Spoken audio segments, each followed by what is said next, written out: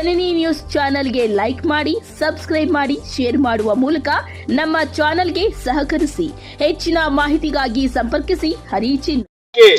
ಅಮಿತ್ ಶಾ ಗೆ ಯಡಿಯೂರಪ್ಪ ಜಿ ಗೆ ವಿಜೇಂದ್ರಣ್ಣ ಗೆ ಸಂಪಂಗಣ್ಣ ಗೆ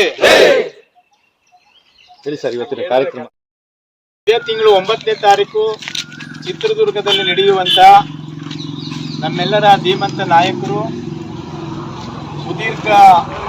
ಸುದೀರ್ಘವಾಗಿ 50 ವರ್ಷಗಳ ಕಾಲ ಭಾರತೀಯ ಜನತಾ ಪಾರ್ಟಿಯನ್ನು ಕಟ್ಟಿ ದಕ್ಷಿಣ ಭಾರತದಲ್ಲಿ ಭಾರತೀಯ ಜನತಾ ಪಾರ್ಟಿ ಅಧಿಕಾರಕ್ಕೆ ಬರಲಿಕ್ಕೆ ಮೂಲ ಕಾರಣಕರ್ತರಾದಂಥ ನಮ್ಮೆಲ್ಲರ ನಾಯಕರು, ರೈತ ನಾಯಕರು, ದೀನ ದಲಿತರ ಬಂಧು, ಈ ರಾಜ್ಯದಲ್ಲಿ ಅಭಿವೃದ್ಧಿ ಮಾಡಲಿಕ್ಕೆ ಪಣವನ್ನು ತೊಟ್ಟಂಥ ಮತ್ತು ಬಗರುಕ್ಕಂ ಚಳುವಳಿ ಹೋರಾಟವನ್ನು ಪ್ರಾರಂಭ ಮಾಡಿ ಈ ರಾಜ್ಯದಲ್ಲಿ ಲಕ್ಷಾಂತರ ಜನರಿಗೆ ಭೂಮಿಯನ್ನು ಕೊಡಿಸುವಂಥ ಮತ್ತು ಹೆಣ್ಣು ಮಕ್ಕಳಿಗೆ ಸೈಕಲನ್ನು ವಿತರಣೆ ಮಾಡುವುದರ ಮೂಲಕ ವಿಧವಾ ವೇತನ, ವೃದ್ಧಾಪ್ಯ ವೇತನ ಮತ್ತು ಎಲ್ಲ ಅಭಿವೃದ್ಧಿ ಕೆಲಸ ಕಾರ್ಯಗಳಿಗೆ ನಾಂದಿಯಾಗಿ ಕೆಲಸವನ್ನು ಮಾಡಿ ಈ ರಾಜ್ಯದಲ್ಲಿ ಮತ್ತೊಬ್ಬ ರಾಜಕಾರಣಿ ಅವರಂಗೆ ಹುಟ್ಟಿ ಬರಲಿಕ್ಕೆ ಸಾಧ್ಯ ಇಲ್ಲ ಅಂಥ ಮಹಾನ್ ನಾಯಕ ಯಡಿಯೂರಪ್ಪಾಜಿಯವರ 50ನೇ ಅಭಿಮಾನೋತ್ಸವ ಕಾರ್ಯಕ್ರಮವನ್ನು ಪಕ್ಷಾತೀತವಾಗಿ ನಾವೆಲ್ಲರೂ ಸೇರಿ ಚಿತ್ರದುರ್ಗದಲ್ಲಿ 9ನೇ ತಾರೀಕು ಮಾಡ್ತಾ ಇದ್ದೇವೆ.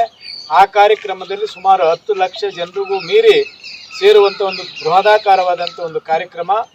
ಆ ಕಾರ್ಯಕ್ರಮಕ್ಕೆ ನಮ್ಮ ಕ್ಷೇತ್ರದಲ್ಲೂ ಕೂಡ ನಮ್ಮ 2 ಮಂಡಲ ಅಧ್ಯಕ್ಷರುಗಳು, ಪದಾಧಿಕಾರಿಗಳು, ಕಾರ್ಯಕರ್ತರು ಮತ್ತು ನಗರಸಭೆಯ ಸದಸ್ಯರುಗಳು, ಮುಖಂಡರುಗಳು ಎಲ್ಲರೂ ಸೇರಿ 100ಕ್ಕೂ ಹೆಚ್ಚು ವಾಹನಗಳ ಮೂಲಕ ಅಲ್ಲಿಗೆ ತೆರಳುವಂಥ ನಿರ್ಣಯವನ್ನು ಇವತ್ತಿನ ಸಭೆಯಲ್ಲಿ ನಾವೆಲ್ಲರೂ ಕೂಡ ಮಾಡಿದ್ದೇವೆ. ಈ ಕಾರ್ಯಕ್ರಮದಲ್ಲಿ ಭಾಗವಹಿಸಿದಂಥ ಎಲ್ಲ ಪ್ರಮುಖರು ಸ್ವತಃ ತಾನಾಗಿ ನಾವೆಲ್ಲರೂ ಕೂಡ ಈ ಕಾರ್ಯಕ್ರಮಕ್ಕೆ ಹೋಗಬೇಕು, ಕಾರ್ಯಕ್ರಮವನ್ನು ಯಶಸ್ವಿಗೊಳಿಸಬೇಕು. ಇದು ನಮ್ಮ ನಾಯಕರು, ನಮ್ಮೆಲ್ಲರ ನಾಯಕರು, ಅವರಿಂದ ಇವತ್ತು ಭಾರತೀಯ ಜನತಾ ಪಾರ್ಟಿ ರಾಜ್ಯದಲ್ಲಿ ಇಷ್ಟು ದೊಡ್ಡ ಪ್ರಮಾಣದಲ್ಲಿ ಆಗಲಿಕ್ಕೆ ಸಾಧ್ಯ ಆಗಿದೆ. ಅಂಥ ಮಾರ್ಗದರ್ಶಕರ ಕಾರ್ಯಕ್ರಮಕ್ಕೆ ನಾವೆಲ್ಲರೂ ಹೋಗಬೇಕು ಅಂತೇಳಿ ಭಾಳ ಉತ್ಸಾಹದಾಯಕರಾಗಿ ಇವತ್ತು ಕೆಲಸವನ್ನು ಮಾಡ್ತಾ ಇದ್ದಾರೆ. ನಮ್ಮ ಕ್ಷೇತ್ರದ ಎಲ್ಲ ಬಂಧುಗಳು ಕೂಡ ಇವತ್ತಿನಿಂದ ಕಳೆದ 15 ದಿವಸಗಳಿಂದ ಈ ಕಾರ್ಯಕ್ರಮ ತೊಡಗಿದ್ದಾರೆ. ಆದರೂ ಕೂಡ ಇವತ್ತಿನಿಂದ ತ್ವರಿತವಾಗಿ ಎಲ್ಲ ಬೂತ್ಗಳಿಂದ ಕಾರ್ಯಕರ್ತರು ಅಲ್ಲಿಗೆ ಬರಬೇಕು, ಎಲ್ಲರೂ ಶಿಸ್ತಾಗಿ ಹೋಗಬೇಕು. ಅದಕ್ಕೆ ನಾವೆಲ್ಲರೂ ಜವಾಬ್ದಾರಿಯುತವಾಗಿ ಕೆಲಸ ಮಾಡಬೇಕಂತೇಳಿ ತೀರ್ಮಾನ ಮಾಡಿದ್ದಾರೆ. ಆ ಹಿನ್ನೆಲೆಯಲ್ಲಿ ನಮ್ಮೆಲ್ಲ ಮುಖಂಡರುಗಳಿಗೆ ನಾನು ಈ ಸಂದರ್ಭದಲ್ಲಿ ಅಭಿನಂದನೆಗಳನ್ನು ಸಲ್ಲಿಸ್ತೇನೆ. ಈ ಕಾರ್ಯಕ್ರಮ ಯಶಸ್ವಿ ಆಗಬೇಕು, ಅಲ್ಲಿ ನಡೀತಕ್ಕಂಥ ಕಾರ್ಯಕ್ರಮದ ಪಾಲು ನಮ್ಮದು ಇರಬೇಕು ಅನ್ನುವಂಥ ರೀತಿಯಲ್ಲಿ ತೀರ್ಮಾನ ಮಾಡಿದ್ದೇವೆ. ಈ ಗಡಿಭಾಗದಲ್ಲಿರ್ತಕ್ಕಂಥ KGF ವಿಧಾನಸಭಾ ಕ್ಷೇತ್ರದ ಎಲ್ಲ ನಮ್ಮ ಕಾರ್ಯಕರ್ತರು, ಮುಖಂಡರುಗಳು ಎಲ್ಲರೂ ಸೇರಿ ಆ ಕಾರ್ಯಕ್ರಮಕ್ಕೆ ಹೊರಡ್ತಾ ಇದ್ದೇವೆ. ನಾವು ಹೋಗ್ತಾ ಇದ್ದೇವೆ, ನೀವು ಬನ್ನಿ ಅನ್ನುವಂಥ ಕರೆಯನ್ನು ಕೊಡುವುದರ ಮೂಲಕ ಈ ಕಾರ್ಯಕ್ರಮವನ್ನು ಪ್ರಾರಂಭ ಮಾಡಿದ್ದೇವೆ. ಈಗ ಮೊದಲನೇದೇನೆಂದರೆ ನಾವೀಗ ನಮ್ಮ ನಾಡಿನ ರೈತ ಮಗ ಹಾಗೂ ನಮ್ಮ ನಾಡಿನ 4-5 ಸಲ ಮುಖ್ಯಮಂತ್ರಿ ಆಗಿ ನಮ್ಮ ನಾಡಿಗೆ ಎಷ್ಟು ಅನುಕೂಲಗಳು, ಅಭಿವೃದ್ಧಿಯನ್ನು ಮಾಡಿರುವಂತಹ ಯಡಿಯೂರಪ್ಪ ಅವರಿಗೆ 50 ವರ್ಷ ಅವರ ರಾಜಕೀಯ ಜೀವನ ನಡೆಸಿದ್ದಾರೆ. ಆ ರಾಜಕೀಯ ಜೀವನದಲ್ಲಿ ಅವರಿಗೆ ನಮ್ಮ ನಾಡಿನ ಜನತೆಗೆ ಅವರ ನೆನಪಿರಬೇಕು ಅನ್ನೋ ಉದ್ದೇಶದಿಂದ ಈ ಅಭಿಮಾನೋತ್ಸವವನ್ನು ಪ್ರಾರಂಭ ಮಾಡಿ ಚಿತ್ರದುರ್ಗದಲ್ಲಿ 9ನೇ ತಾರೀಕಿನ ನಮ್ಮ ಪಕ್ಷದಿಂದ ಆಯೋಜಿಸಿದ್ದಾರೆ. ಆದ್ದರಿಂದ ನಾನು ನಮ್ಮ KGF ಕ್ಷೇತ್ರದ ಎಲ್ಲ ಜನತೆಗೂ ತಿಳಿಸೋದೇನೆಂದರೆ, ನಮಗೆ ಇಂಥ ವ್ಯಕ್ತಿ, ಇಂಥ ಮುಖ್ಯಮಂತ್ರಿ ನಮಗೆ ಸಿಗಲ್ಲ. ಯಾಕಂದರೆ ಇಂಥವರು ನಮ್ಮಲ್ಲಿ ಬಂದು ನಮ್ಮ ರಾಜ್ಯಕ್ಕೆ ಪ್ರತಿಯೊಂದು ಕ್ಷೇತ್ರದಲ್ಲಿ ಇಲ್ಲಿ ಆರೋಗ್ಯ ಕ್ಷೇತ್ರದಲ್ಲಿರ್ಬೋದು, ನಮಗೆ ರೈತರಿಗೆ ಅನುಕೂಲ ಆಗೋದಿರ್ಬೋದು, ವಿದ್ಯಾರ್ಥಿಗಳಿರ್ಬೋದು, ಪ್ರತಿಯೊಂದು ಕ್ಷೇತ್ರದಲ್ಲೂ ಅವ್ರ ಕೊಡುಗೆ ಬೇಕಾದಷ್ಟು. ಆ ಕೊಡುಗೆಯನ್ನು ಅವರು ಏನು ಅಭಿವೃದ್ಧಿ ಮಾಡಿದರೆ ಕರ್ನಾಟಕದಲ್ಲಿ ಎಷ್ಟು ಅಭಿವೃದ್ಧಿಯಾಗಿದೆ, ಆ ಅಭಿವೃದ್ಧಿ ಕೆಲಸ ಏನೇನು ನಡೆದಿದೆ ಅನ್ನೋ ಉದ್ದೇಶದಿಂದ ಪ್ರತಿಯೊಬ್ಬ ಜನರಿಗೆ, ಪ್ರತಿಯೊಬ್ಬ ಸಾರ್ವಜನಿಕರಿಗೂ, ಅಂದರೆ ಇದರಲ್ಲಿ ಪಕ್ಷಭೇದ ಇಲ್ಲದೆ ಪ್ರತಿಯೊಬ್ಬರಿಗೂ ತಿಳಿಬೇಕು ಅನ್ನೋ ಉದ್ದೇಶದಿಂದಾನೇ ನಾವು ಇದನ್ನು ನಮ್ಮ ಪಕ್ಷದಿಂದ ಈ ಕಾರ್ಯಕ್ರಮವನ್ನು ಚಿತ್ರದುರ್ಗದಲ್ಲಿ 9ನೇ ತಾರೀಕು 11 ಗಂಟೆಗೆ ಆಯೋಜಿಸಲಾಗಿದೆ. ಅದರ ಪ್ರಯುಕ್ತವಾಗಿ ನಾವು ಈ ಈಗ ಪೂರ್ವಭಾವಿ ಸಭೆ ಇದರಲ್ಲಿ ಎಲ್ಲ ಬೇಕಾದಷ್ಟು ಎಲ್ರಿಗೂ ಯಾವ ಥರ ನಾವು ಹೋಗಬೇಕು, ಬಸ್ಸು ಇಲ್ಲ ವೆಹಿಕಲ್ಸ್ ಯಾವ ಥರ ಹೋಗಬೇಕು, ಎಷ್ಟು ಜನ ಹೋಗಬೇಕು ಏನು ಅಂತ ನಮ್ಮ ಗ್ರಾಮಾಂತರ ಮತ್ತು ನಗರ ಭಾಷೆಗೆ ಈತ ನಮ್ಮ ಮಾಜಿ ಶಾಸಕರ ಸಂಪರ್ಕ ಆಹ್ವಾನಿಸ್ತಾರೆ. ಬಂದಮೇಲೆ ಇದನ್ನು ಯಾವ ಥರ ಮಾಡಬೇಕು ಏನು ಅಂತ ಒಂದು ಪ್ಲ್ಯಾನ್ ಮಾಡಬೇಕು. ಇದು ಹೋಗೋಕ್ಕೆ ಇದು ಪೂರ್ವಭಾವಿ ಸಭೆ ಇವತ್ತು ನಾವಲ್ಲಿ ಸೇರಿದ್ದೀವಿ. ನಮಗೇನೆಂದರೆ ನಮ್ಮ ಹೆಚ್ಚಿನ ಮಾಜಿ ಮುಖ್ಯಮಂತ್ರಿಗಳಾದ ಯಡಿಯೂರಪ್ಪ ಅವರಿಗೆ ಒಂದು ಸನ್ಮಾನ, ಅಂದರೆ ಇದು ಸನ್ಮಾನಕ್ಕಿಂತನೂ ಈ ಒಟ್ಟಿಗೆ ಜನ ಎಲ್ಲ ನಮ್ಮ ಕರ್ನಾಟಕದ ಎಲ್ಲ ಜನರು ಸೇರಿ ಆ ಅಭಿಮಾನದಿಂದ ಅಭಿಮಾನೋತ್ಸವ ಮಾಡಬೇಕು ಅನ್ನೋ ಉದ್ದೇಶದಿಂದ ಇದು ಆಯೋಜಿಸಲಾಗಿದೆ. ಅವರು ಇದನ್ನು ಮಾಡೋದೇ ಬೇಡ ಅಂತ ಇದ್ರು. ಯಾಕಂದರೆ ಅವ್ರ ನೆನಪು, ಅವ್ರು ಮಾಡಿರುವಂತಹ ಕಾರ್ಯಗಳು, ಅವ್ರು ಮಾಡಿರುವಂಥ ಅಭಿವೃದ್ಧಿಗಳೆಲ್ಲವನ್ನೂ ನಾವು ಅದನ್ನು ನೆನೆಸ್ಬೇಕು ಅಂದರೆ, ಅದು ಎಲ್ಲ ಜನಕ್ಕೂ ತಿಳಿಬೇಕು ಅಂದರೆ ನಾವು ಅದನ್ನು ಮಾಡಬೇಕು ಅನ್ನೋ ಉದ್ದೇಶದಿಂದ ಸುಮಾರು 10 ಲಕ್ಷ ಜನ ಅಲ್ಲಿ ಆಯೋಜನೆ ಆಗ್ತಾ ಇದ್ದಾರೆ.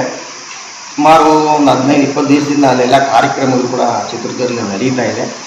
ಅದರಿಂದ ಏನಂದರೆ ನಾವು ಕೂಡ ಇಲ್ಲಿ 9ನೇ ತಾರೀಕು ಎಲ್ಲರೂ ಸೇರಿ ಒಟ್ಟಿಗೆ KGF ತಾಲೂಕಿಂದನೂ ಹೆಚ್ಚಿನ ಸಂಖ್ಯೆಯಲ್ಲಿ ಸುಮಾರು ಒಂದು 2000 ಜನಕ್ಕೆ ಹೆಚ್ಚಾಗಿ ನಾವು ಇಲ್ಲಿಂದ ಹೊರಡ್ತಾ ಇದ್ದೀವಿ.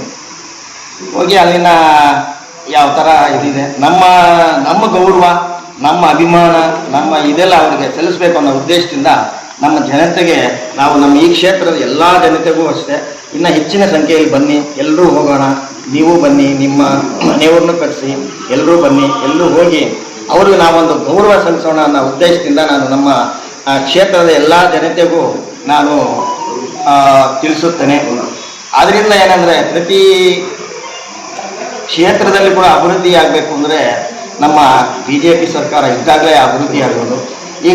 ಈಗ ನಡೀತಾ ಇರೋ ಪ್ರಕಾರ ಈಗ ಈ ಕಾಂಗ್ರೆಸ್ ಗೌರ್ಮೆಂಟು ಈ ದುರಾಡಳಿತ ಇಲ್ಲಿ ನಡೀತಾ ಇರೋದು ನೋಡಿ. ಮೊನ್ನೆ ಶೃಂಗೇರಿನಲ್ಲಿ BJP ಶಾಸಕರು ಬಂದರು, ಮೂರು ವರ್ಷ ಆದಮೇಲೆ ಬಂದು ಈಗ ಮತ್ತೆ ಏನಂದರೆ ಇಲ್ಲ ನೀವು ಮಾಡಿರೋ ಬ್ಯಾಲೆಟ್ ಪೇಪರ್ ಇದು ಸರಿ ಇಲ್ಲ, ಫಸ್ಟ್ ಬ್ಯಾಲೆಟ್ ಸರಿ ಇಲ್ಲ. ಅವ್ರು 3 ವರ್ಷ ಅವ್ರದೇ ಗೌರ್ಮೆಂಟ್ ಇದ್ದು, ಅವರೇ ಅಫಿಷಿಯಲ್ಸ್ ಇದ್ದು, ಎಲ್ಲ ಅವರೇ ಇದ್ದು ಅವ್ರೇನು ಮಾಡಿದ್ದಾರೆ ಅದು ಸರಿ ಇಲ್ಲ ಅಂತ ಇದ್ದಾರೆ. ಆ ಥರ ಏನಂದರೆ ಅವರು ಪ್ರತಿಯೊಂದರಲ್ಲೂ ಯಾವುದೋ ಒಂದು ಇದರಲ್ಲಿ ನಮಗೆ ತೊಂದರೆ ಮಾಡಬೇಕು, ಇನ್ನು ಜನನ್ನ ಉದ್ಧಾರ ಮಾಡಬೇಕು, ಜನಕ್ಕೆ ಅನುಕೂಲ ಮಾಡಬೇಕು ಅಂತ ಅವ್ರ ಭಾವನೆ ಇಲ್ಲ. ಇದೆಲ್ಲ ಬಿಟ್ಟು ಬೇರೆ ರಾಜಕೀಯವಾಗಿ ಹೇಳ್ಕೊಂಡು ಹೋಗ್ತಾ ಇರುವಂತಹ ಕಾಂಗ್ರೆಸ್ ಸರ್ಕಾರ ಇದು ಹೋಗೋವರೆಗೂ ನಮ್ಮ ಈ ಕರ್ನಾಟಕದಲ್ಲಿ ಅಭಿವೃದ್ಧಿ ಅನ್ನೋದು ನಾವು ಕಾಣೋದೇ ಇಲ್ಲ. ಯಾಕಂದರೆ ಇದುವರೆಗೂ 3 ವರ್ಷದಿಂದ ನಾವು ಅಭಿವೃದ್ಧಿಯನ್ನು ಯಾವುದೂ ನೋಡೇ ಇಲ್ಲ. KGF ಅಲ್ಲಿ ಯಾವುದಾದ್ರೂ ಆಗಲಿ, ಇಲ್ಲ ನಾವಿಲ್ಲ ಸಿಟಿನಲ್ಲಿ ಆಗ್ಬೋದು, ಇಲ್ಲ ಅಂದರೆ ಗ್ರಾಮಾಂತರದಲ್ಲಿ ಆಗ್ಬೋದು, ಇಲ್ಲಿ ಅಭಿವೃದ್ಧಿ ಅಂತ ಯಾವುದೂ ಆಗಿಲ್ಲ. ಇಡೀ ನಮ್ಮ KGF ಅಂತಲ್ಲ, ಬೇರೆ ಕಡೆ ಕೂಡ ಅಷ್ಟೇ ಯಾವ ಥರದ ಅಭಿವೃದ್ಧಿ ಕೂಡ ಕಾಮಗಾರಿ ಕಾಂಗ್ರೆಸ್ಸಲ್ಲಿ ನಡೆದಿಲ್ಲ. ಮೊದಲು ಏನಂದ್ರೆ 10 ವರ್ಷಕ್ಕೆ ಮುಂಚೆ BJP ಸರ್ಕಾರ ಇದ್ದು, BJP ಸರ್ಕಾರದಲ್ಲಿ ಏನೇನು ನಮ್ಮ ಸಂಪಂಗಿ ಅವರು, ರಮತ್ ಅವರು ಇದ್ದಾಗ ಏನು ಅಭಿವೃದ್ಧಿ ಆಗಿದೆ ಅದನ್ನು ಬಿಟ್ಟರೆ ಬೇರೆ ನಾವು ಹೇಳ್ಕೊಳ್ಳೋಷ್ಟು ಅಭಿವೃದ್ಧಿ ಏನೂ ನಡೆದಿಲ್ಲ. ಅದು ಅಲ್ಲದೆ ಪರ್ಮನೆಂಟ್ ಆಗಿರುವಂಥ ಸ್ಟ್ರಕ್ಚರ್ ಅಂತ ಅದು ಯಾವುದೂ ನಡೆದಿಲ್ಲ. ಎಲ್ಲ ಒಂದು ಟ್ರೈನ್ ಇರ್ಬೋದು, ಇಲ್ಲ ಯಾವುದೋ ಒಂದು ಬಿಲ್ಡಿಂಗ್ ಇರ್ಬೋದು, ಇನ್ನೊಂದು ಇರೋದು, ಅದನ್ನು ಬಿಟ್ಟರೆ ಮಿಕ್ಕಿದ ಬೇರೆ ಅಂಥ ಕೆಲಸಗಳು ಯಾವುದಾದ್ರೂ ಆಗಲಿ ಈಗ ಮಾಡಿದ್ದೀವಿ ಅಂತ ತೋರ್ಸೋಕ್ಕೆ ಕೂಡ ಕೆಲಸಗಳಿಲ್ಲ. ಆ ಥರ ಇದೆ ಈ ಕಾಂಗ್ರೆಸ್ ಸರ್ಕಾರ. ಬರೀ ಸುಳ್ಳು ಹೇಳ್ಕೊಂಡು ಅಭಿವೃದ್ಧಿಯಲ್ಲೇ ಶೂನ್ಯ ಮಾಡಿಬಿಟ್ಟಿದೆ. ಈ ಸರ್ಕಾರ ಹೋಗೋವರೆಗೂ ನಮ್ಮ ಈ ಕರ್ನಾಟಕ ಉದ್ಧಾರ ಆಗಲ್ಲ ಅಂತ ನಮ್ಮ ಜನತೆಗೆ ನಾನು ಹೇಳಕ್ಕೆ ಮನವಿ ಮಾಡ್ತೀನಿ ಅನ್ನುವಂಥ ಖುಷಿ, ಆನಂದ ನಮಗೆಲ್ಲರಿಗೂ ಇದೆ. ವಿಶೇಷವಾಗಿ ಪಶ್ಚಿಮ ಬಂಗಾಳದಲ್ಲಿ ಆಡಳಿತ ಹೇಗೆ ಮಾಡ್ತಾಯಿದ್ರು ಅನ್ನೋಂಥದ್ದನ್ನು ನಾವೆಲ್ಲರೂ ಕೂಡ ನೋಡಿದ್ದೇವೆ. ಅಲ್ಲಿ ಕಾನೂನೇ ಇರಲಿಲ್ಲ, ಒಂದು ರೀತಿ ಹಿಟ್ಲರ್ ಅಧಿಕಾರ ನಡೀತಾ ಇತ್ತು. ಮಮತಾ ಬ್ಯಾನರ್ಜಿಯವರು ಏನು ಹೇಳ್ತಾರೋ ಅದು ನಡಿಬೇಕು, ಇಲ್ಲ ಅಂತ ಹೇಳಿದ್ರೆ ಅಲ್ಲಿ ಯಾರೂ ಕೂಡ ಜೀವಂತವಾಗಿ ಇರ್ತಾ ಇರಲಿಲ್ಲ.